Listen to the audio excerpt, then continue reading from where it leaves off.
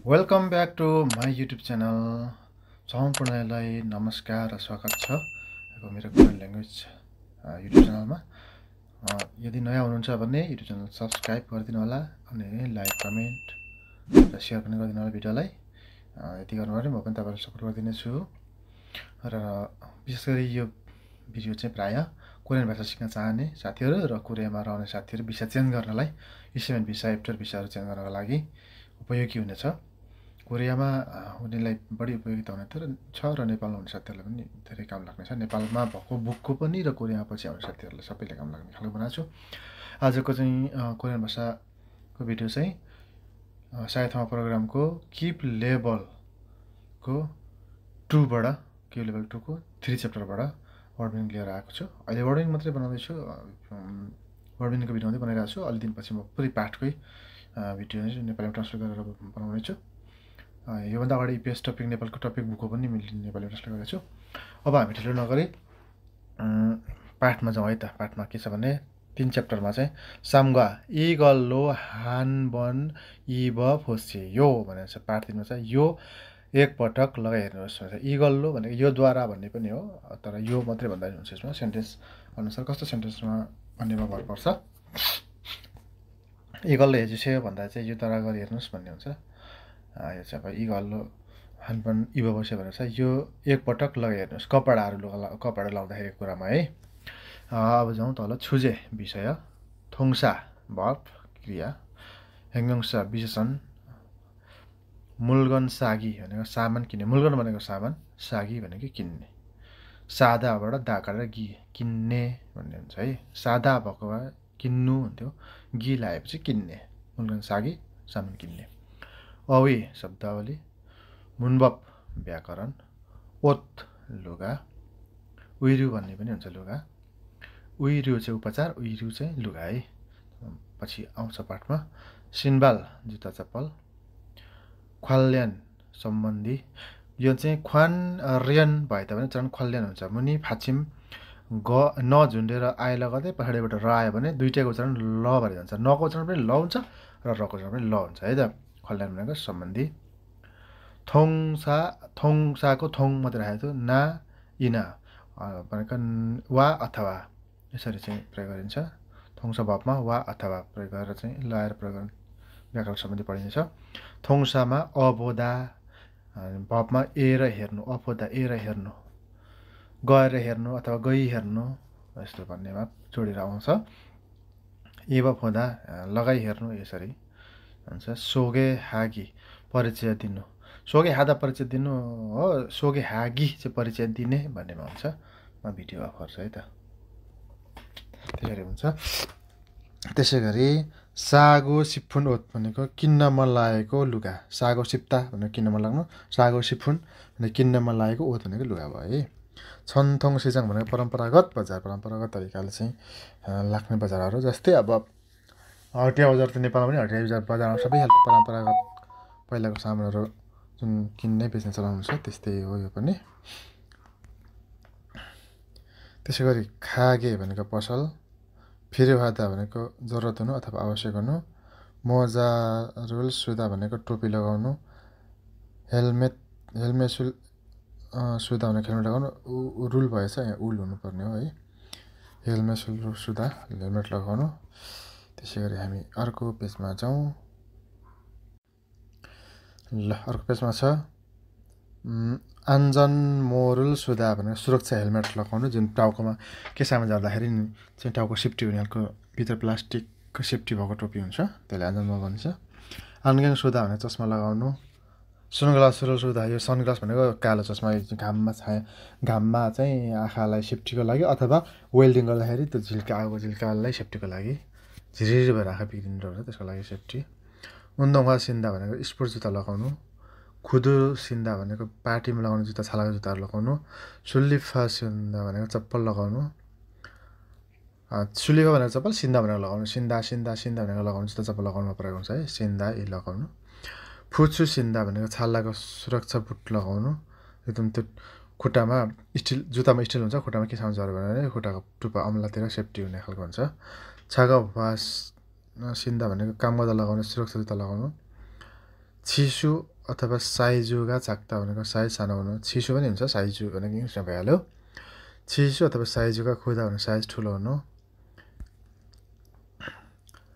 छिसु अथवा साइजु छाल मात्ता भनेको साइज ठिक मिल्नु। खुफी नोक्ता भनेको सेन्डलको हिल अक्लाउनु, हिललाई खुबी हुन्छ, खुब अथवा खुबी।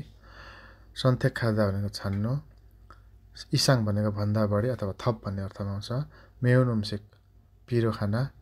थुसिदा खानु, शिष्ट भाषामा मक्ताको शिष्ट भाषामा चाहिँ थुसिदा भनिन्छ। थादा चढ्नु, डढ्नु यस्तो हुन्छ। यहेङ भनेको भ्रमण। छिप्तुरी सन्मुल भनेको घर सरेको पार्टीको घर। छिप्तुरी भनेको घर सर्नुलाई छिप्तुरी भनिन्छ।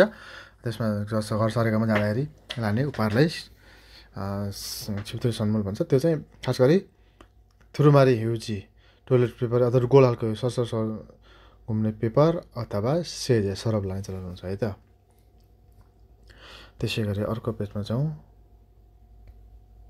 अर्को पेजमा छ मुत्ता सोध्नु, फेउदा सिक्नु, इप्ता लुगा लगाउनुमा, थिस्यछु टी सर्ट, सच्छु सर्ट, ब्लाउज यो इङ्ग्लिसबाटै आएको सबै। खोथु भने कोट, फाजी प्यान्ट, छङबाजी जिन्सको प्यान्ट, छिमा जामा, वान पिस इङ्ग्लिसबाटै आएको शब्द हो। चम्फ भनेको जम्पर ज्याकेट, ठुल्ठुलो ज्याकेटहरू। छोकी भनेको हाफ ज्याकेट, आस्कोट भन्छ होइन नेपालमा। सुखाफु हाद्दा भनेको स्कार्फ लगाउनु, कपालमा टाउकोमा कपालमा लाउने स्कार्फ। मुक्तोरी हाद्दा भनेको गलबन्दी लगाउनु। खिगरी हाद्दा कानको झुम्का लगाउनु। मोक्करी हाद्दा भने घाँटीमा हार लगाउनु। खिरीका चाल्ता भनेको चाहिँ लम्बाइ छोटो हुनु। खिरीका खिल्ता खिरी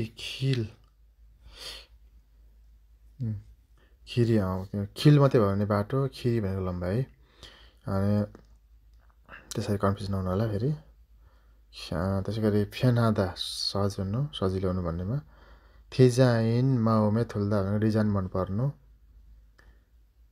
थिजाइन भनेको डिजाइन भइहाल्यो, माउमे थुल्दा भनेको चाहिँ मनपर्नु है त। ख्याङहम अनुभव, यसको अर्थ स्पिजुतन शब्द छेहम पनि हुन्छ। गोन्यु हाद्दा भनेको सिफारिस गर्नु। छुचन हादा पनि हुन्छ, यसको डबल हुन्छ, मैले लेखिने त्यो।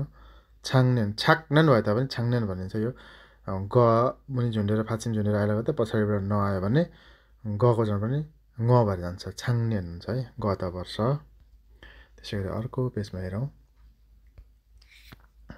छत्ता खोज्नु, खुवादाको पिजमाल। साल्दा बसोबास गर्नु अथवा बाँच्नु। खोङबुवादा अध्ययन गर्नु। इरादा काम गर्नु। हानबोक कोरियन परम्परागत लुगा, नेपालमा दौरा सुरुवाल भने जस्तै, राष्ट्रिय पोसाक भने जस्तै। उन्दोङआदा व्यायाम गर्नु। छुक्कु फुटबल। थुङसान पहाडी यात्रा अथवा पदयात्रा। छङमल साँच्चै। येपुदा सुन्दर हुनु, राम्रै हुनु। ओत्खागे कपडा पसल। छम्वन पसले। खेरुनसिक विवाहको समारोह है, विवाह पार्टी। छागपोक काम गर्दा लगाउने लुगा। छुमनी गोजी। ममे थुल्दा मनपर्नु। सिवानहादा शीतल हुनु। ताम पसिना। मारुदा सुक्नु। तातो थादा न्यानो हुनु। छुप्ता चाडो हुनु अथवा चिसो हुनु। छनथोङ सेजाङ परम्परागत बजार। ल फेरि अर्को पेजमा जाउँ। थायाङहान भनेको विभिन्न किसिमको। फाल्दा भनेको बेच्नु। खाग्यक अथवा खाप भनेको मूल्य। सादा सस्तो हुनु। खोगेङहादा अवलोकन गर्नु। मासित्ता मिठो हुनु। छालमात्ता राम्रो मिल्नु। वागिन हादा निश्चित गर्नु। उरी भनेको हामी। वेसा कम्पनी। खुदेछ त्यसैले। फिरेवाहान जरुरत भएको। मुल्गन सामान। नत्था राख्नु। आज भनेको एकदमै। खाम्के खल्लिदा रुगा लाग्नु। इवन यो पटक। छुमारे सप्तान्त। सोफिङुल हारा सपिङ गर्न मात्रै हुन्छ, हादा भएकोले गर्नु। सोफिङुल हार गर्छ भने छ भने सोफिङ गर्न मात्रै। मानी धेरै। फोथोङ प्राय। फेख्वाजम डिपार्टमेन्ट स्टोर। हानबन खाबोदा भनेको एकपटक हेर्नु। त्यसै गरी अर्को पेजमा जाउँ, थोरै मात्रै रहेछ। मग फोदा भनेको खाइ हेर्नु। छुब्यन वरपर अथवा नजिकै। चोम भनेको अलिक अथवा केही। खुन साइज ठुलो साइज। छङजाङ छिमा भनेको सुट जामा भन्नाले अब जुन अफिसियली तरिकाले लाउने ड्रेसहरूलाई छङजाङ भन्छ, छङजाङबुक भन्छ है त, त्यसै सम्बन्धी पर्छ। ल भिडियो हेरिदिनु भएको सबैलाई धेरै धेरै धन्यवाद। आजको भिडियो चाहिँ यही समाप्त गर्नेछौँ। भोलि अर्को भिडियो हेर्नेछौँ, अर्को छुट्टो हेर्नेछौँ। हेरिदिनु भएकोमा धेरै धेरै धन्यवाद भन्दै आजलाई बिदा लिनेछु। Thank you for watching.